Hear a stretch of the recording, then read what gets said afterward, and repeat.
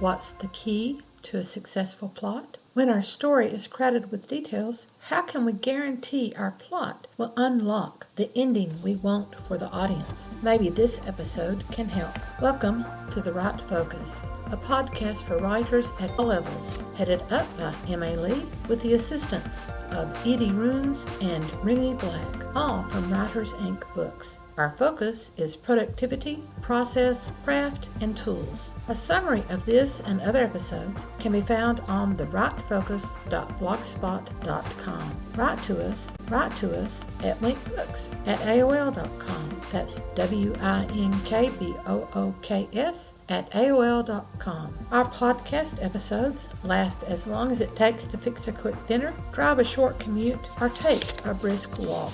We're bookcasting with Think Like a Pro by M.A. Lee, copyright revised 2018. This episode covers part 2 of chapter 3, One Guiding Decision, Plot It. We start with the single and simple key to using one of the 7 plot types. Remember them? They are overcoming the monster, rags to riches, the quest, comedy, riches, the quest, comedy, tragedy, rebirth, and voyage and return. Here's that promised important key to using all 7 plot types.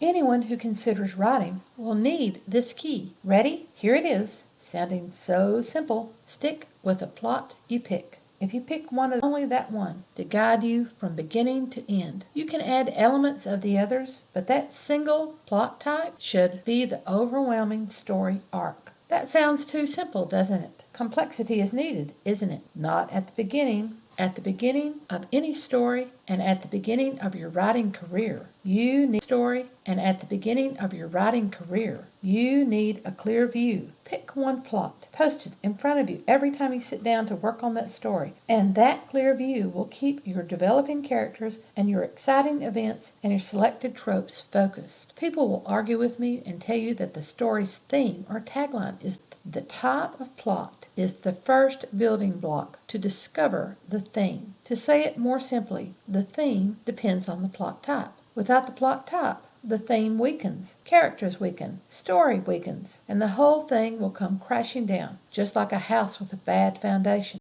Build strong, set a firm foundation. Don't believe me about this one single and simple key that is everything to your plot? Let's re-examine the 7 plot types. The first was overcoming the monster. Our first element that we had to consider was the struggle to identify the real monster. 2, find the right tools to defeat the monster. And 3, we have to sacrifice something dear to defeat that monster. Jaws by Peter Benchley, the film or the book, gives us a perfect monster story. No one believes that a monster shark is terrorizing Amity Island. That's one, identifying. The protagonist didn't have the skills to locate and fight the monster. He needed to find someone who would give him those skills. Needed to defeat that monster was not just an academic, but also a battered seaman. Neither would have succeeded without the persistently determined protagonist. That's 2, having those tools. We come to sacrifice. The seaman even sacrificed his life in the struggle. The academic nearly did, and the protagonist would have without the academic's miraculous return. In the previous episode on Plot It, we looked at Ian McEwan's atonement. The protagonist is often misidentified by most. People want to pick the character played by Keira Knightley in the film. It's not her, it's the younger sister. Many caught the pedophile as a monster. Most did not catch that the protagonist, the younger sister, is also the monster. She's even a greater monster than the pedophile. She destroys love and happiness. A rag to riches story requires a possible, not improbable dream to achieve the riches. That's number 1, the dream. Number 2 are the steps to take the protagonist from rags to riches, poverty to extreme wealth. And 3, that wealth has to be a reasonable attainment. In that previous episode on Plot It, we looked at Cinderella. It's a clear rags to riches story. A more modern example is Good Deeds. Clearly, the rags to riches part of the story is the heroine's point of view. However, the greater hero, the Tyler Perry character, he's not clearly rags to riches. unless we contrast his materialistic life against a self-fulfilling one. In Good Deeds, our protagonist Wesley Deeds has been the good son, running his deceased father's successful family business while his brother acts the prodigal. He dreams of pursuing his own dreams, but he feels bound by his obligations. Wesley is blocked by his fiancée, his mother, and his brother, as well as his own sense of responsibility. That's one, the dream, and everything that's in the way of the dream. Here comes two, the steps necessary. Wesley has an impoverished life, barren of what he needs. In an interesting juxtaposition, an impoverished single mother begins to enlighten him to the pursuit of what's important. First, in recognizing what a true relationship should be, and second, in recognizing that living life is not merely existing. Okay, here is the reasonable attainment of that goal. 3. Reaching for what he wants becomes the pivotal step to a richness of life that Wesley never expected. The impoverished single mother provides the literal rags to riches. It's Wesley Deeds who has the greater rags to riches rise as he rebuilds from the tatters of his life. The third plot type is the quest. First, we have to remove the protagonist from his or her everyday existence. 2. We have to exhibit the new place as exotic, totally new. And third, the protagonist discovers the treasure, which contains an epiphany. In the previous episode, we looked very closely at Northanger Abbey by Jane Austen, and we looked at the treasure that the protagonist misidentified as what she wanted, and how she came to achieve the treasure she really wanted. Another example is Deborah Marget's The Best Exotic Marigold Hotel. Recently widowed, our protagonist is left in financial straits with a constraining life that will only stifle her. She decides to take the little life where she can be independent, and her few skills might provide her more opportunities. This leads to her traveling to India, definitely a totally new place from her home of England. In India, she discovers a world that presents difficulties, but she also discovers people who are charming. She struggles with necessary adaptations, and she makes meaningful connections. This is 2. Not only does she find a job for which she is particularly suited, but she has an opportunity for love with a man who is willing to grow in a relationship with her, rather than the closed-off marriage that she realizes she had had with her late husband. To present the normal everyday. In this, Voyage and Return is very similar to the quest story. 2. The voyage may not be exotic, but it is enriching. Again, it echoes what the quest requires, but the third step is different. The protagonist has to return and settle back into the beloved life. Previously, we looked at The Hobbit by J.R.R. Tolkien. The classic example from classical antiquity is Homer's Odyssey. This ancient Greek epic is the classic example of Voyage and Return. Odysseus so enjoyed to avoid participating in the Trojan War. There's one. However, when he is discovered by his little son being placed in danger because of his pretense of insanity, once discovered, he agrees to honor his former vow and travels far from Ithaca to Troy. The Odyssey presents his voyage home 10 long years after being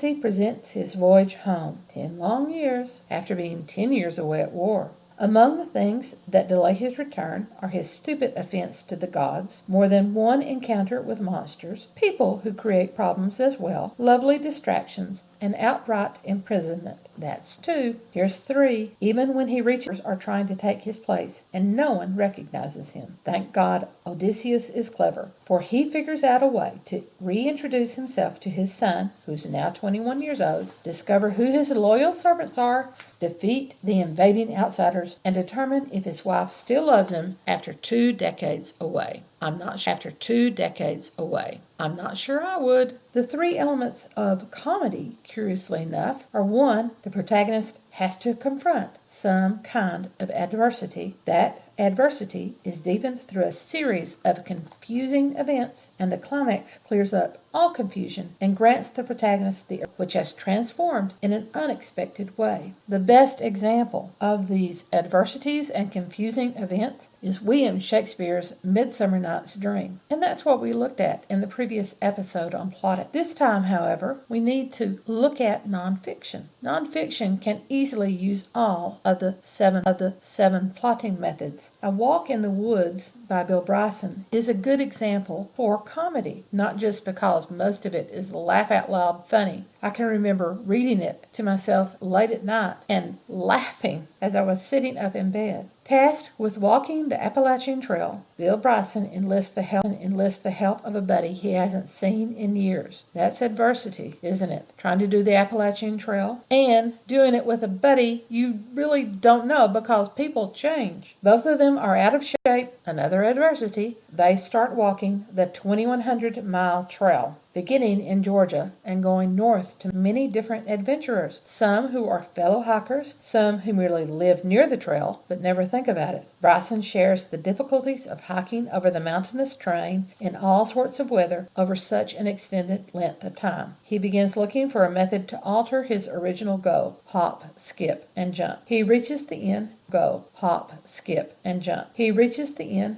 Mount Katahdin in Maine. Along the way, we get Bryson's humor and unique perspective, which is the whole reason we're reading A Walk in the Woods. We used Bonnie and Clyde in the last episode to display tragedy. Bonnie and Clyde perfectly exhibits this more clearly, but our best example is Macbeth. 1, we're looking at a protagonist he drives to their own destruction. 2, they take an irrevocable step. Doesn't matter what they do after that, tragedy is going to occur. And 3, we see them confronting their doom. The best example is William Shakespeare's Macbeth. Macbeth wants to be king. There's his pride. The witches prophesy that he will be king. His wife presents a plan to kill the king to make Macbeth king. This plan will turn his dream into reality. So they kill the king and 2 innocent guards. That's 1. No one says anything. Not even Macbeth's Banquo, the only person who might have guessed at Macbeth's secret ambition, because Banquo might have suspected Macbeth of killing the former king, because Banquo was also prophesied that he would become king after Macbeth. So Macbeth has to become king, so Banquo's descendants can become king. Because Banquo might have suspected Macbeth of killing the former king, Macbeth kills his best friend forever. Oops, there's an irrevocable step, because that leads to the ghost, and the ghost leads to everyone thinking Macbeth is insane, to everyone believing Macbeth is insane, to Macbeth's paranoia, and just on and on and on. Banquo's ghost comes to the banquet. Macbeth's behavior causes questions, and questions lead to rebellion. So Macbeth kills more people, trying to stop the rebellion, but that backfires. An army marches against him. He meets Macduff, whose family Macbeth had killed, and cries, "Lay on, Macduff! Be damned to him who cries, hold, enough!" And Macduff kills him off stage and comes back swinging Macbeth's head. Rebirth is transformation through reformation. 1, the protagonist is awakened to the need for a better life. 2, he or she attempts to change with stumbling steps and flashes of insight. And 3, the new self emerges in a new place.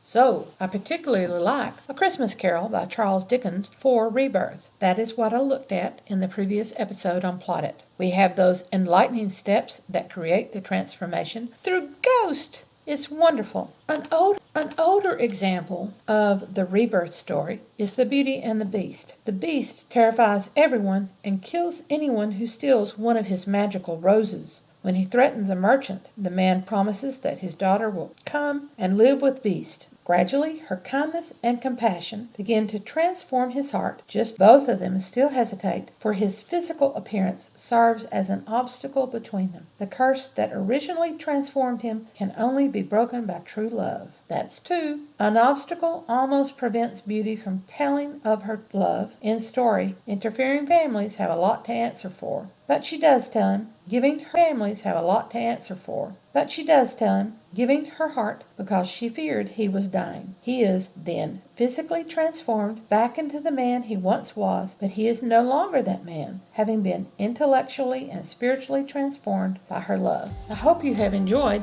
this second look at the 7 types of can be a revelation for writers. Find your own examples of the 7 types of plot and fit them to the 3 requirements for each. Try to find one old and one new, one print, one film. Doesn't matter, as long as you have 2 completely different stories. Then strip that story down to the basic elements. Those 1, 2, 3 things, and you'll be enlightened at how all those stories follow that. Now, do you have to follow the tropes for those 7 types of plot? No, that depends upon your story arc. And that will be our next focus on the Right Plotted chapter, One Guiding Decision. Until next Wednesday, write on.